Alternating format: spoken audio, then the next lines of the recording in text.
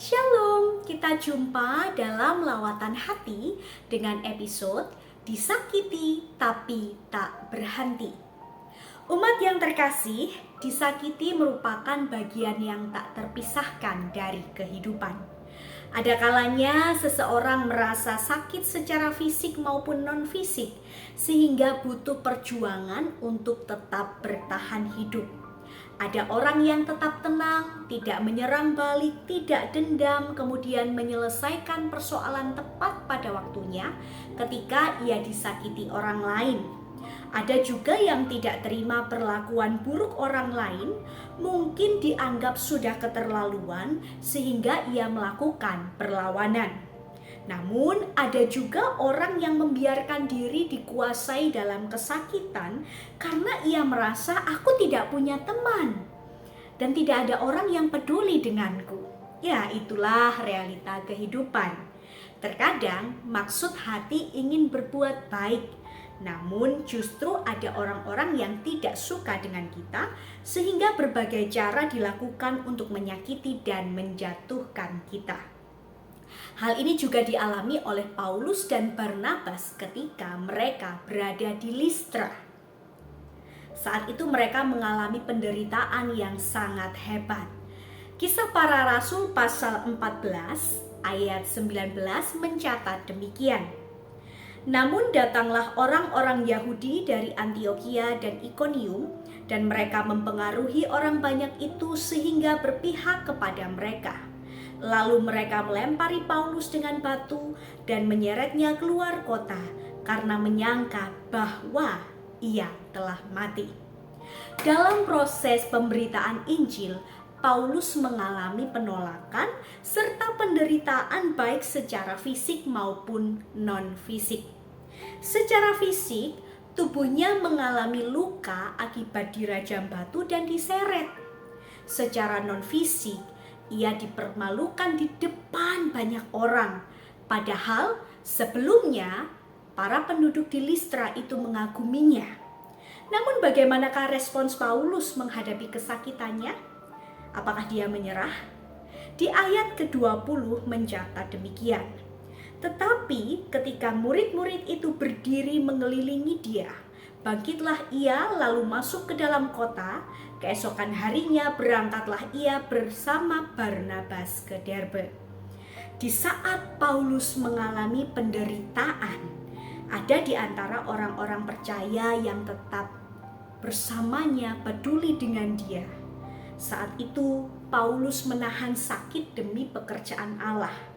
Sesuatu terjadi dalam dirinya, yakni Allah bekerja memberikan kemampuan yang tidak terduga sehingga ia siuman dan kembali melakukan misinya. Saat itu Paulus tidak membiarkan dirinya dikuasai oleh kesakitan, tetapi dia justru mencari perlindungan Allah. Kita memang tidak tahu, bahkan Alkitab juga tidak mencatat bagaimana cara Allah membuatnya bangkit dari kesakitan.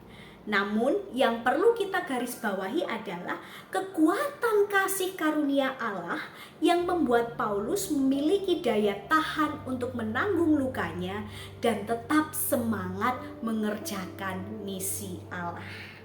Lalu pertanyaannya, bagaimana dengan kita? Apa respons kita ketika disakiti? Entah itu dalam kehidupan berkeluarga, pekerjaan, pelayanan maupun pendidikan. Apakah kita membiarkan diri dikuasai oleh kesakitan sehingga kita ragu dengan penyertaan Tuhan? Ataukah justru dalam kesakitan itu kita mencari perlindungan Tuhan? Ya, harus diakui ya Bapak Ibu, ada kalanya kita ini jadi orang Kristen yang manja.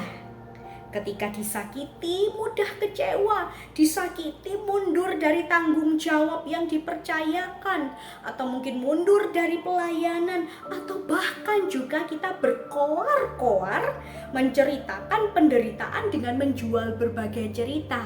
Nah, biasanya seseorang itu bisa menambah atau mengurangi cerita yang sebenarnya dan masih banyak lagi. Pertanyaan bagi kita semua, apa yang kita dapatkan ketika kita jadi orang Kristen yang manja? Tidak ada, bukan? Tidak ada manfaat manfaatnya. Awalnya mungkin saja menarik simpati orang lain, tapi ingat, semua ada batasannya. Mari kita mengingat kembali, kalau Kristus sendiri, bahkan para rasul mengalami penolakan, bahkan rasa sakit yang begitu hebat, tapi mereka bertahan sampai akhir. Bagaimana dengan kita? Bukankah teladan Kristus dan para rasul lebih dari cukup bagi kita untuk belajar tidak menyerah dengan rasa sakit dan penolakan? Mari kita mengingat kembali, ada banyak orang yang menanti karya pelayanan kita maupun tanggung jawab yang dipercayakan. Tetaplah setia dalam iman meski perjuangan kita, bahkan mungkin orang-orang yang kita hadapi itu teramat berat. Kalau kita kuat, kalau kita punya daya tahan yang baik, maka hal itu juga dapat jadi berkat mendukung mereka yang juga mengalami penderitaan agar tidak menyerah. Oleh karena itu, umat yang dikasihi oleh Tuhan, disakiti bukan merupakan kegagalan atau akhir dari hidup kita, melainkan satu proses yang Tuhan izinkan hadir agar iman kita makin dimurnikan. Ayo tetap semangat. Tuhan Yesus memberkati kita semua. Shalom.